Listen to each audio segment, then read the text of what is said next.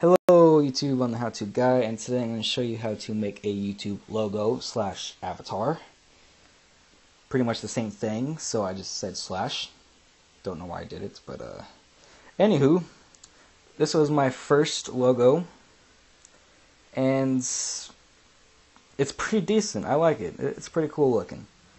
I've done a couple after, like 4 or 5 of them. And I actually recorded that, but I recorded it with Cam Studio, which I renamed it to Jewish because it's Jewish. Self-explanatory, just look at the name. And yeah, right now I'm wasting time, so I'm going to click on File, New, or you guys are anyways, Logo, and you can change the width and the height to 800 pixels. I don't remember how I'll start off with, though. It's going to be like 50 or something. Then it won't give you the option for pixels, but I'm just going to click on here, click backspace, and then click on 800, and it should change it automatically to pixels for you, just in case you needed help with that. So after you're done with that, go on background contents and click on transparent. Once you're done with that, click OK. Then that's going to give you a layer 1 and a transparent background.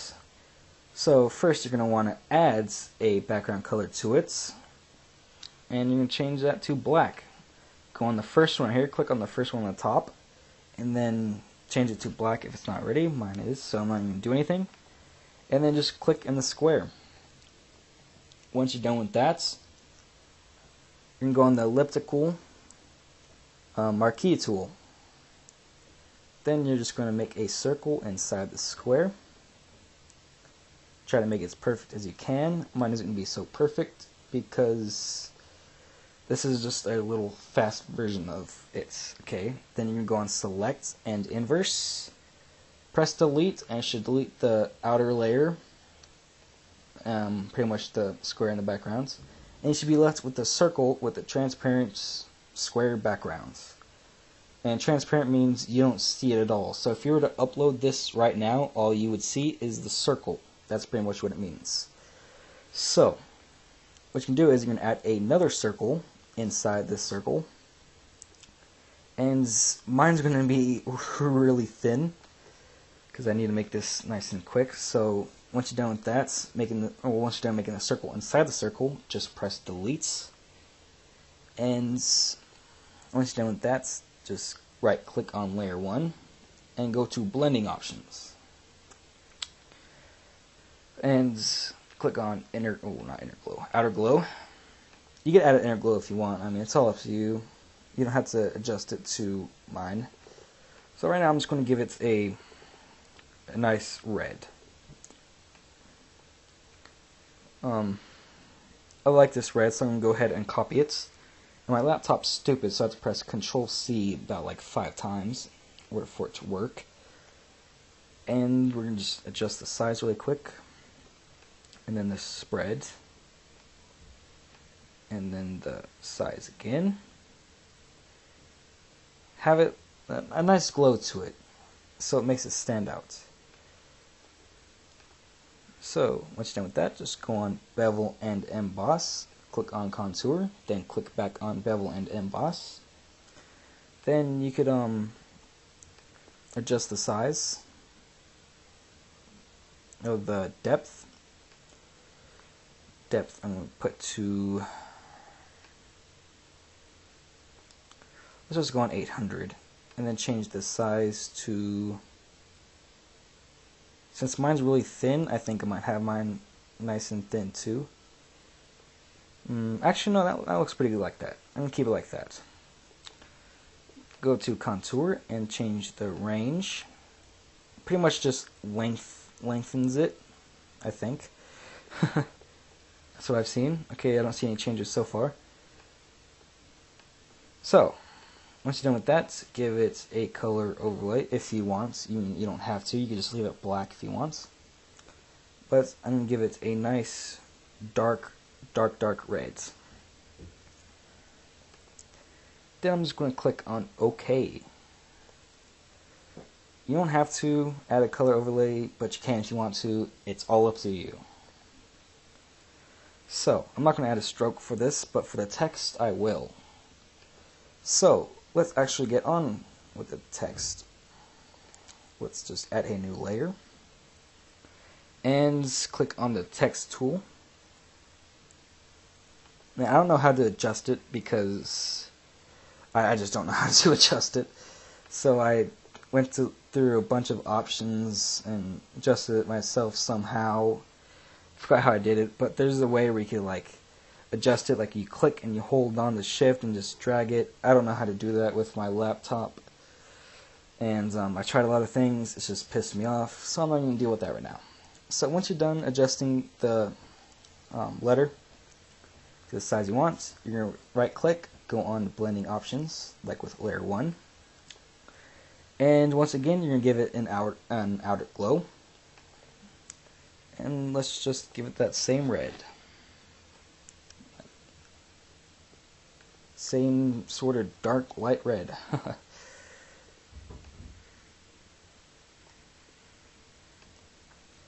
Alrighty then. So, I kind of like it the way it is right here. Oh, wait, hold on, not that part. Alright, there we go. So, the size is 16px, which I'm assuming px is pixels. And the spread is 10%. You can change the contour to whatever you want, but I'm not going to do that right now. Don't want to waste time. So, I'm going to go to Bevel and Emboss. And I'm going to change the size to 9. And the soften to 2. Hold on, let me just delete that. Click 2. And you can adjust the gloss contour all you want, however you want. And the range, I'm going to give it 63.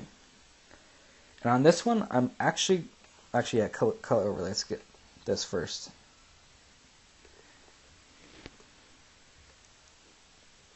Make that nice and dark.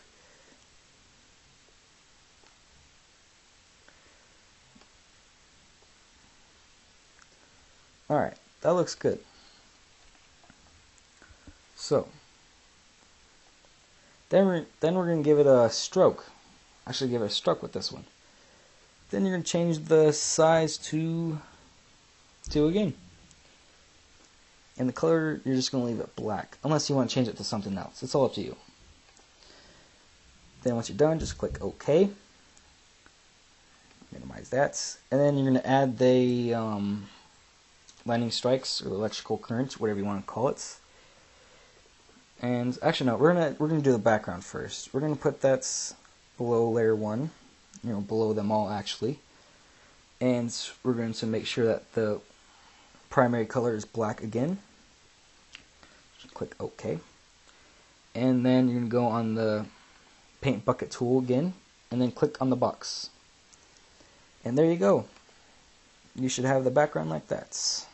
Hopefully. I'm going to adjust the text again. Hold on. And T is for tutorial, and also the, which is the how-to guy, my YouTube username, obviously. So, anyways, unnecessary information.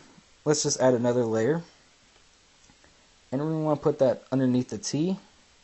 Actually, no, we need to drag the T underneath layer 1, and then drag layer 4 underneath the T.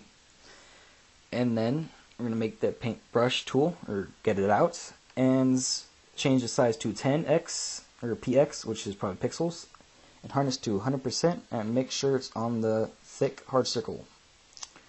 Then you're going to want to change the color to white before you actually start drawing them. And just start drawing them. Yeah, no, it's not perfect. I'm not trying to make it perfect, but yeah, anyways. That's that. Once you're done, right click, go on blending options. Once again, we're going to give it an outer glow.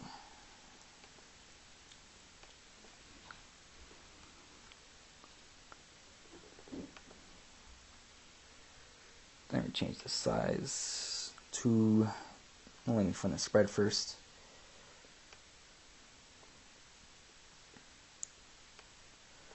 I like having a bit of a big size like that because it actually acts as electrical currents if you look at it. So then we're going to add bevel and emboss, add contour, click back on bevel and emboss, add depth to it, not too much, 83% is good, and then we're going to change the size just a little bit, soften a little bit, not too much so it doesn't overpower the whiteness, and then click on contour. Then you just adjust the range to however you like. I'm not sure if it does anything there, but then we're going to give it a stroke. You see it has like the black kind of little, what you call it, I don't know, I'm having a blow moment right now. So you're going to change the size to 2, and I guess that's pretty much it for your logo. Alright, when you upload it, I think the T, you probably won't see the T as good, so if you want to adjust that, you could always right click it again, go in blending options, and for the stroke, you could always change the color to white and then make it thicker. And just click OK. When you're satisfied, just click File, or when you're done anyways, just click File, Save As, save it to your desktop or wherever you want to save it to, and don't save it as a Photoshop. You want to have the format as PNG. Then you just keep the file name logo if you want, or whatever you want it to, and then just click Save. Yes, I'm going to save it. OK. Once you're done with that, let me minimize that. Go on my YouTube.